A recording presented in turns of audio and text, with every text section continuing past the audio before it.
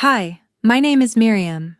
I am a 28-year-old ER nurse, and I never imagined my life would turn into a nightmare on my own wedding day.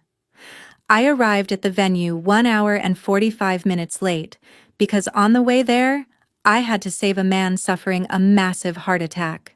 When I finally pushed open the heavy oak doors, still wearing my sweat-drenched and dirt-stained scrubs, my heart dropped. Standing at the altar was my younger sister.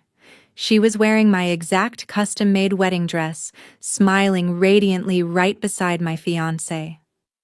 Welcome to the channel. If you love stories of shocking betrayals and ultimate karma, make sure to subscribe and hit the like button. Now, let's get back to the drama. I stood frozen in the doorway, gasping for air. I expected my parents to rush over, panicked about my 2-hour disappearance, asking if I was hurt. Instead, they marched up to me with cold, calculating glares. They only cared about their precious reputation in front of the elite guests. My mother looked at my dirty uniform with absolute disgust. "At least your sister showed up when it mattered to save this family from utter humiliation," she sneered loudly. My father coldly crossed his arms. The venue was paid for and the guests were waiting. "We couldn't let your reckless irresponsibility ruin the event." My fiancé didn't even drop my sister's hand. I swallowed the sharp blade of betrayal. I didn't scream, and I didn't shed a single tear. I refused to give them the satisfaction. I lifted my chin, turned on my heel, and prepared to walk out of their toxic lives forever. But just as I reached for the handle, the massive doors behind me swung violently open and a powerful man walked in. 2 hours earlier, the oppressive southern heat radiated off the road, shaded by ancient oaks heading toward downtown New Orleans. I was rushing toward the historic French mansion for my wedding ceremony, occasionally glancing in the rearview mirror. I smiled brightly at the protective plastic covering my custom-made wedding dress, which hung carefully in the back seat, waiting for the most important moment of my life. Suddenly, a black luxury SUV driving just ahead of me completely lost control. The massive vehicle swerved violently across the lanes and slammed its brakes, leaving a long trail of thick black smoke before skidding violently onto the grassy shoulder. My emergency room instincts immediately kicked in, instantly overriding any anxious thoughts about my incredibly tight schedule. I pulled my car over safely, threw the hazard lights on, and sprinted toward the damaged vehicle. Peering through the shattered driver's side window, I saw a middle-aged man slumped heavily over the steering wheel. He was clutching the left side of his chest with a terrifyingly pale face and blue lips, displaying the undeniable textbook signs of a massive cardiac event. Without a single second of hesitation, I yanked the heavy car door open and dragged his lifeless body out onto the scorching hot asphalt. The intense heat of the pavement immediately burned through my thin uniform pants, but I could not afford to care about the physical pain. I quickly checked his carotid artery for a pulse and found absolutely nothing. He was flatlining right in front of me on the desolate side of the highway. I immediately interlaced my fingers, locked my elbows, and began performing continuous chest compressions. Pushing down hard and fast on the center of his sternum, I counted the rhythm out loud to maintain the necessary pace, while sweat poured down my forehead and fiercely stung my eyes. Every single compression required immense physical effort from my entire body, but my professional duty refused to let him slip away under my watch. "Stay with me, sir. Do not give up now," I yelled at the unconscious stranger, pressing down with every ounce of strength I had left in my exhausted arms. Several passing vehicles finally stopped, and a frantic female bystander rushed over with wide, panicked eyes. "I already called emergency services. The ambulance is less than 3 minutes away," the terrified woman shouted over the roaring noise of the busy highway. "Keep watching the road and flag them down immediately," I ordered her between my heavy, ragged breaths, refusing to stop the grueling compressions even as my shoulders burned with agonizing fatigue. Minutes felt like grueling hours until the blaring sirens of the emergency responders finally pierced the heavy, humid air. A trained team of paramedics rushed out with their heavy medical equipment, quickly taking over the chaotic scene.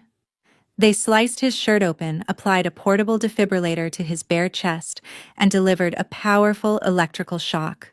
That crucial intervention finally restored a weak but steady pulse on their portable monitor.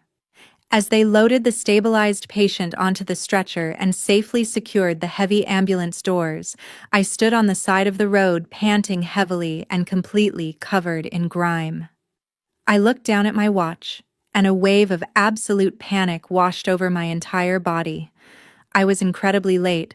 I sprinted back to my vehicle, slammed the gas pedal to the floor, and began a desperate race against time toward the wedding venue.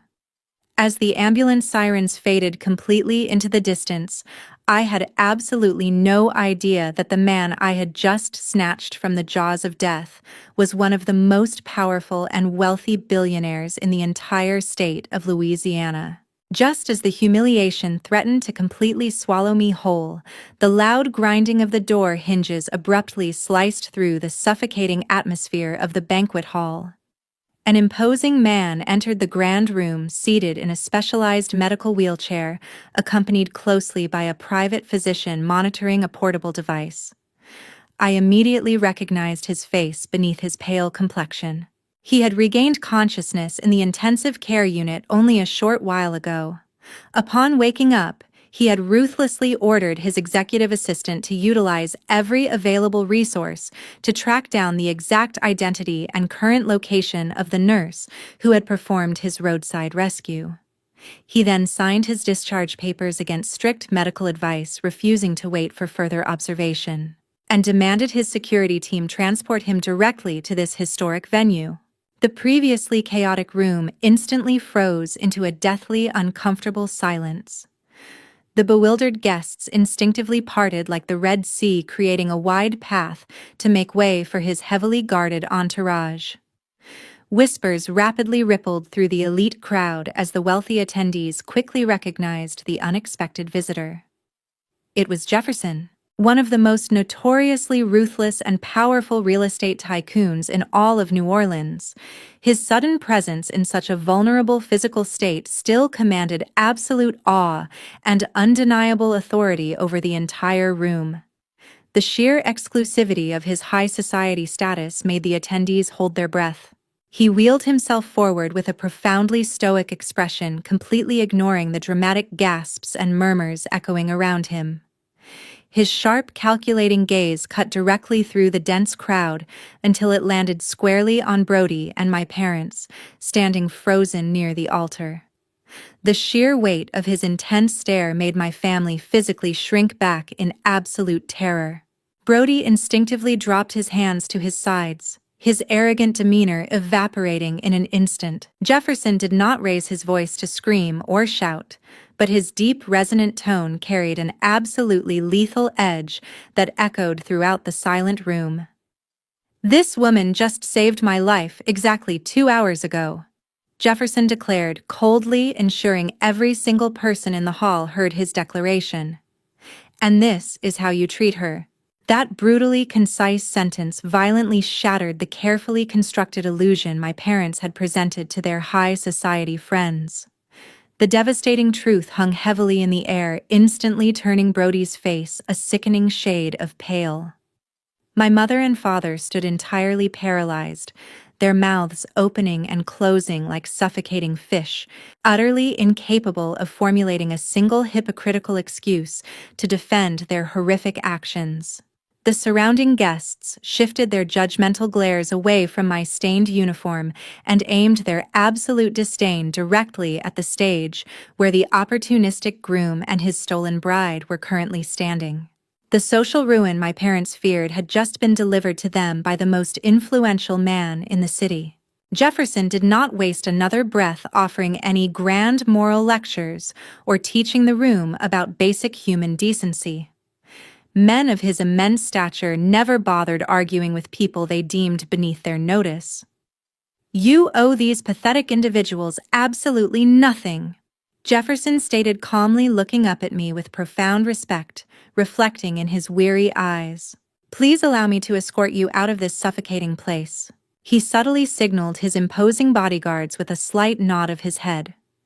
The large men immediately stepped forward in perfect synchronization to clear a wide, unobstructed path through the sea of stunned guests. I lifted my chin, holding my head high with newfound strength, and left the ruins of my former life behind without casting a single backward glance at my family. I walked proudly alongside his medical wheelchair, stepping out of the oppressive mansion and into the cool evening air where his specialized transport vehicle was waiting.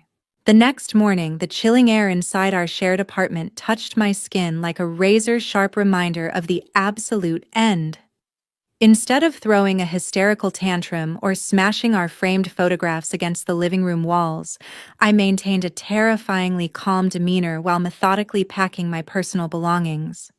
I moved through the familiar rooms with mechanical precision, folding my clothes and carefully gathering my essential documents while actively erasing every lingering trace of my existence from the place that once housed our deceitful promises.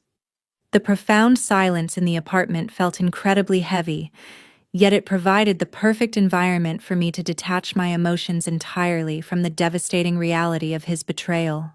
I systematically emptied the drawers and cleared the bathroom shelves, ensuring that I left absolutely nothing behind that could tie me to a man who had cowardly traded our future for his own selfish vanity. Leaving the empty apartment behind without shedding a single tear, I drove directly to a reputable property lawyer's office, located in the heart of the bustling business district. I needed to establish an impenetrable financial fortress around myself immediately by thoroughly clarifying every complex legal procedure regarding our shared assets. Sitting across from the stern attorney, I meticulously separated the properties and bank accounts registered solely under my name, initiating the immediate unlinking of my pristine credit profile from his notoriously irresponsible spending habits. We drafted ironclad legal documents to permanently revoke his authorized user status on my high-limit credit cards, ensuring he could no longer drain the hard-earned financial resources I had built through years of grueling emergency room night shifts. The lawyer efficiently outlined the necessary steps to remove my financial liability from our shared residential lease, severing the monetary lifelines that allowed him to live far beyond his actual means. We also drafted official notices to legally block any future unauthorized transactions under my identity. Just as I finished finalizing the aggressive legal paperwork and returned to the apartment building to collect my remaining suitcases, Brody suddenly appeared in the hallway wearing a remarkably pathetic and remorseful expression. He desperately tried to utilize his classic psychological manipulation tactics, attempting to gaslight me by shifting the blame for the catastrophic wedding entirely onto external circumstances rather than his own unforgivable choices. He wept pathetic crocodile tears and frantically begged me not to withdraw my name from our joint checking accounts, fully realizing that he desperately relied on my steady income to maintain his lavish daily lifestyle. Watching the man who had humiliated me yesterday, now groveling for financial security, completely destroyed whatever lingering respect I might have harbored for him. Brody desperately grabbed my hand with trembling fingers, his voice cracking pitifully as he tried to evoke my sympathy. I was forced by my parents. Please do not cancel the deposits. We can still start over from the beginning. I forcefully pushed his hand away with absolute disgust, staring directly into his deceitful eyes without demonstrating a single ounce of hesitation or mercy. My lawyer will send you the papers. Never call this number again. I decisively grabbed the sturdy handles of my heavy luggage and walked confidently past his trembling figure without casting another backward glance. The frantic apologies spilling from his mouth faded into meaningless background noise as I stepped out into the brightly lit corridor, feeling an immense weight finally lifting off my exhausted shoulders. I firmly grasped the brass handle and slammed the heavy wooden door shut behind me, the loud, resounding echo finalizing the permanent termination of all legal, emotional, and financial ties with the traitorous man I had almost married. Walking toward the elevator, I breathed a deep sigh of pure relief, knowing I had successfully reclaimed absolute control over my own future. 2 weeks passed, and the frantic pace of the emergency room became my perfect life preserver. I completely buried myself in the relentless demanding physical requirements of my grueling consecutive night shifts, actively utilizing the intense boundary between life and death to systematically heal my lingering emotional trauma. Focusing my entire existence on rapidly stabilizing critical patients effectively forced my exhausted mind away from the bitter memories of absolute betrayal, allowing me to successfully reclaim my unwavering confidence in my inherent professional worth. The highly chaotic environment filled with constantly beeping monitors and rushing medical stretchers provided a profound sense of absolute purpose that no deceitful relationship could ever manage to destroy. During a rare, quiet moment of temporary respite near the expansive main lobby, I noticed a sudden professional commotion surrounding the newly inaugurated diagnostic imaging wing. Jefferson unexpectedly appeared amidst the busy hospital administrators, presenting himself not as a vulnerable recovering patient, but functioning strictly in his official public capacity as the primary financial sponsor for the advanced emergency medical equipment. This sophisticated logistical gesture was a remarkably subtle maneuver on his part, intentionally designed to deliberately create a completely natural, professional opportunity for us to cross paths without imposing any unwanted emotional pressure on my closely guarded personal space. He easily spotted me standing near the central nurses' station and confidently walked over, offering a highly respectful and genuinely polite smile that immediately disarmed any defensive professional barriers. I came to personally observe exactly how the newly donated machinery is operating in a realistic clinical setting and, incidentally, to officially thank the most outstanding CPR expert in this entire hospital. He said smoothly, his deep voice carrying a comforting tone of genuine appreciation, rather than the typical arrogance usually associated with extreme wealth. I maintained my strict professional clinical composure, though his incredibly thoughtful and entirely unexpected presence undeniably brought a small, welcoming wave of emotional comfort to my exhausting shift. That is simply the fundamental medical responsibility of any dedicated emergency room nurse, but I am genuinely very glad to see you recovering so remarkably well from such a massive cardiac event. I replied steadily, meeting his intense gaze with absolute professional equality and mutual respect. Recognizing the strict time constraints of my designated break period, he gracefully suggested stepping briefly away from the heavily sterile clinical environment. We took a slow, deliberate walk around the quiet, beautifully landscaped hospital grounds, seamlessly transitioning our engaging conversation entirely away from my recent personal domestic disaster. Instead, we enthusiastically engaged in a deeply passionate professional discussion regarding the glaring systemic vulnerabilities hidden deep within the current community healthcare infrastructure.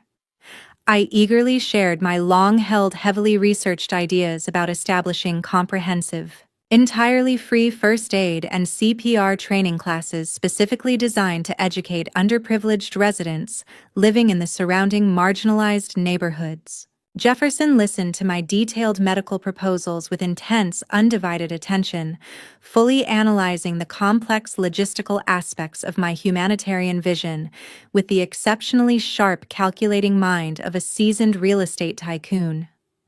Our highly stimulating conversation flowed effortlessly through the humid evening air, remaining completely devoid of the superficial power dynamics typically associated with interacting with elite billionaires.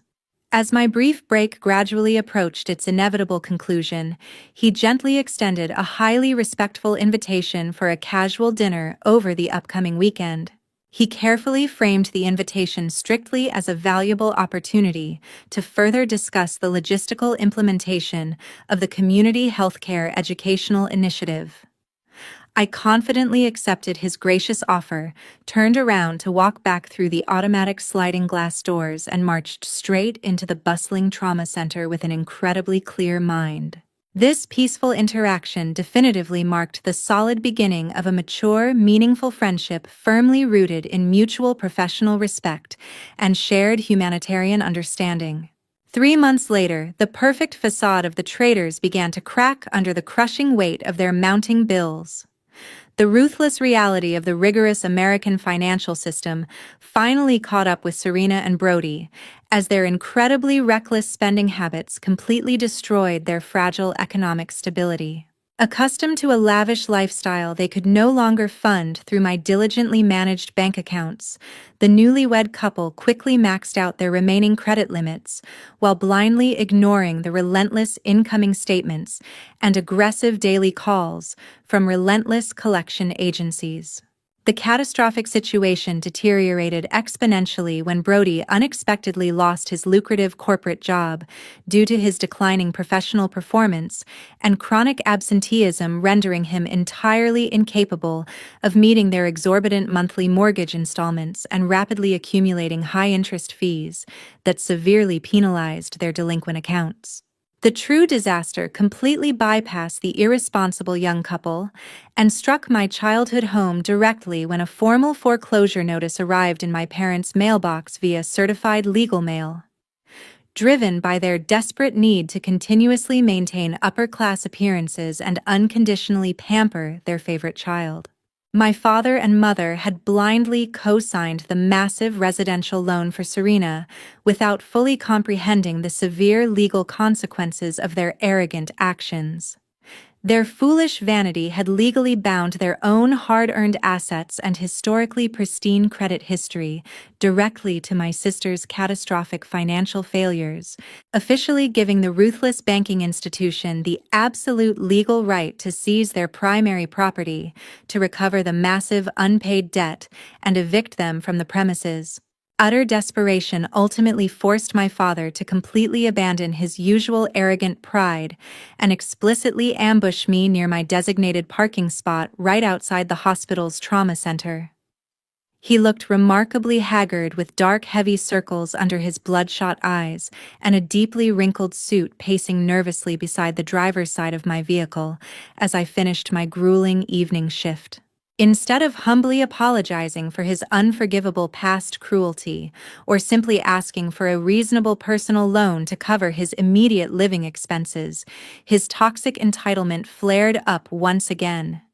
He audaciously attempted to manipulate me into exploiting my steadily blossoming relationship with Jefferson, aggressively demanding that I forcefully use my wealthy partner's immense corporate influence and vast financial resources to secure a critical refinance loan to miraculously salvage their sinking real estate portfolio.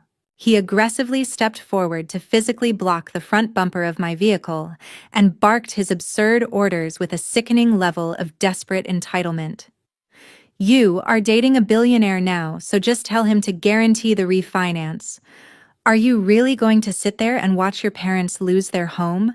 I calmly turned the ignition key to start the powerful engine and looked directly at his panicked, sweating face through the half-rolled down window without displaying a single ounce of sympathetic emotion.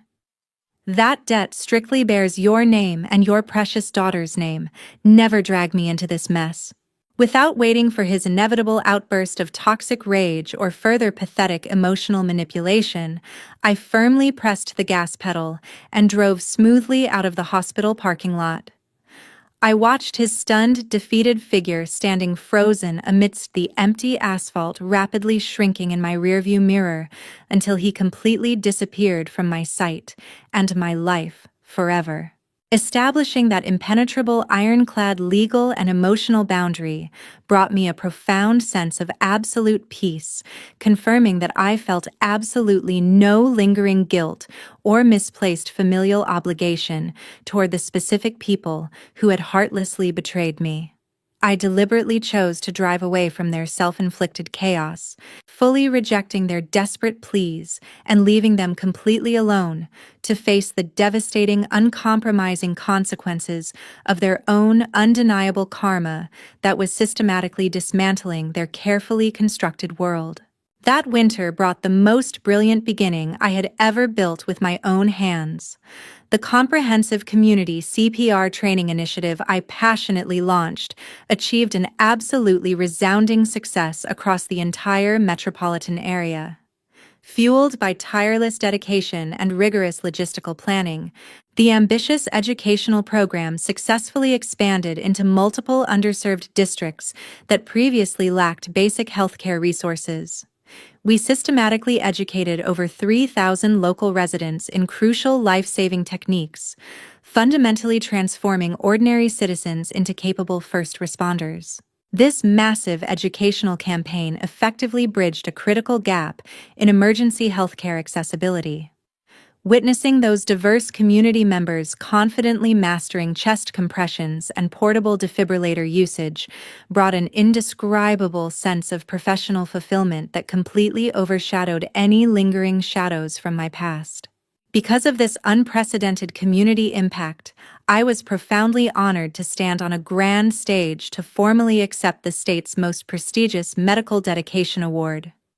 Holding that heavy crystal trophy under the bright auditorium spotlights firmly validated my professional capabilities and my unwavering resilience. The resounding applause echoing through the elegant venue definitively proved that my profound personal growth existed entirely independent of the devastating familial tragedies that had once attempted to destroy my spirit. I had successfully forged a brilliant, undeniable legacy using nothing but my own medical expertise and an unbreakable desire to heal others. The prestigious recognition solidified my reputation, completely erasing the false narrative of the irresponsible runaway bride my family had maliciously tried to paint. Waiting patiently just off the main stage, Jefferson held a magnificent bouquet of fresh lilies, with an expression of overwhelming pride illuminating his handsome features. "This extraordinary achievement is entirely yours," he said warmly, his deep voice carrying immense respect as he handed me the beautiful flowers. "I only opened the door, but you are the one who boldly walked through it." His profound words perfectly encapsulated the beautiful evolution of our remarkable connection. Our bond gracefully transitioned from a highly synchronized friendship into a profoundly deep and mature romantic love. We did not play toxic psychological games or desperately rely on each other for basic emotional survival. Instead, we proudly stood side by side as true equal partners, mutually supporting our respective ambitious endeavors while sharing a profoundly peaceful domestic life. His immense corporate influence never once overshadowed my medical achievements, and my fierce independence perfectly complemented his highly demanding executive lifestyle. We functioned as a unified team built on absolute trust, finding immense joy in shared visions rather than superficial societal validation. One quiet Sunday morning, while casually browsing the local Financial Tribune over a cup of hot coffee, a familiar legal notice unexpectedly caught my eye. The objective journalistic print officially confirmed that my parents had formally filed for Chapter 7 bankruptcy following the devastating foreclosure of their primary estate. The brief legal article detailed how their remaining seized assets were thoroughly liquidated by merciless creditors, permanently forcing them to relocate into a notoriously impoverished rundown housing complex on the dangerous outskirts of the city. Their insatiable greed and pathetic obsession with maintaining upper-class appearances had ultimately orchestrated their absolute financial destruction. Staring intently at the printed names of the people who had heartlessly betrayed my trust, I waited for a sudden surge of vindictive joy or a wave of lingering sorrow to wash over my chest. Instead, my mind remained absolutely still and profoundly undisturbed. There was no burning hatred left in my heart, nor was there even the slightest trace of sympathetic pity. They had simply become irrelevant strangers existing in a distant reality I no longer inhabited. I calmly folded the crisp newspaper, tossed it directly into the recycling bin, and walked back into the sunlit kitchen to peacefully enjoy my morning. 1 year after that fateful day, I stood before the mirror in a wedding dress once again, but this time my soul was completely at peace. the luxurious fabric draped perfectly over my silhouette, devoid of the suffocating anxiety that had entirely consumed my previous engagement. Our private, highly elegant wedding ceremony took place on the polished wooden deck of a magnificent superyacht, gently cruising through the tranquil, sunlit waters of the Gulf. We deliberately chose to completely abandon the superficial grandeur of traditional high society banquets, intentionally surrounding ourselves only with my dedicated emergency room colleagues, his most trusted associates, and the genuine friends who truly respected our profound bond. The soft acoustic music playing in the background perfectly complemented the rhythmic sound of the crashing waves, creating an environment of pure sanctuary. I felt an incredible sense of liberation knowing that every single person present genuinely cherished my happiness, entirely replacing the toxic judgment that once dictated my family's every interaction. As the spectacular golden sunset painted the evening sky in vibrant shades of orange and purple, I walked confidently down the aisle toward the man who completely understood my core values. Standing gracefully before the ordained officiant, the gentle ocean breeze carrying the faint scent of salt water, I experienced a sudden, overwhelming realization of absolute victory. My ultimate triumph did not stem from miraculously marrying into unimaginable wealth or successfully entering the exclusive ranks of the elite upper class. Instead, my true victory was firmly rooted in successfully reclaiming my shattered self-esteem and fiercely establishing my undeniable inherent worth. I realized that the devastating loss of my biological family and my treacherous former fiancé was actually the greatest blessing disguised as a catastrophe. By forcefully severing those parasitic connections, I had finally created the necessary space to cultivate a life that authentically mirrored my deepest passions and humanitarian goals. Jefferson gently grasped both of my hands in his warm grip, his usually commanding voice cracking with profound, unexpected emotion as he looked deeply into my eyes. "That day, you did not save a billionaire," he whispered passionately, ensuring his sincere words reached the depths of my heart in front of the smiling officiant. "You saved a fragile human being, and now that human being willingly promises to spend the absolute rest of his life endlessly loving you." Looking back on my turbulent journey from a heartbroken emergency room nurse to a powerfully independent woman, I recognized two invaluable truths. First, you must never compromise your fundamental self-worth for individuals who merely view you as a convenient disposable tool, even if those toxic individuals happen to share your exact bloodline. The harsh reality is that biological ties do not automatically guarantee genuine loyalty or unconditional love. Maintaining your absolute financial and emotional independence inevitably serves as the strongest, most impenetrable shield a woman can ever possess against malicious manipulation. Second, the most ruthless and highest-class form of revenge never involves actively attempting to destroy the malicious people who hurt you. The ultimate retribution is deliberately focusing all your combined energy on building a gloriously brilliant, highly successful life that permanently exists completely out of reach from those who cowardly turn their backs on you.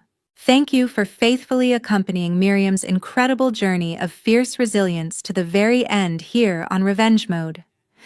Between the two essential life lessons presented in today's emotional episode, which one do you strongly feel resonates the most with your own real-life experiences?